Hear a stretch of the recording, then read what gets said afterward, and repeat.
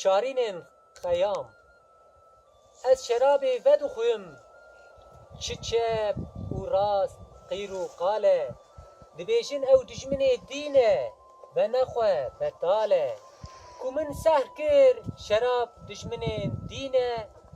Bi Xwedê ez ê vexwim, xwîna dijmin helal e. Dibêjin beheştek heye, pir horî tê de. Çemekî pakê şerabê diherike pê de. Ku li vir yar û meyê bibînim, bê çi be? Destkef her yekin di her du rê de. Di her merîxaneyê re derbas bûm, hê hiş û mest. Min pîrekî serxweş dît, cerê şerabê di dest. Min jê re got, ma tu ji Xwedê natirsî lo? Got kerem ji Xwedê ye, şerabê vexwe lo. Ji wê meyê ku quwet û hêza ruhe bide min, her çend ku serxweş û sergiranim bide min.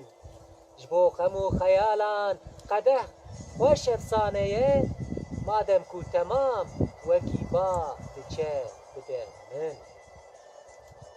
Avahiya meyxaneyê ji vexwarina me ye, webala 2000 tobeyan li stiyê me ye. Ku em gunehan nekin, rehmet ji bo çi ye? Wateya rehmetê ji gunehkariya me ye. Meger binêre min dil ji teşqeleyan bala ye. Şêr û hemû çûn îro daristan jî biku bala ye. Her şev ku şûşeya şeraba asîman dijî stêrk bû, îşev ku dora me ye, asîman ji stêrka bala ye. Li dinyayê kes qîmetê nade aqil madem, yê ku aqil kêm e, malê wî zêde ye madem. Nebîne şerabê bila hiş û aqilê me jî here, belkî wê çaxê qîmetê bide me xelk û alem.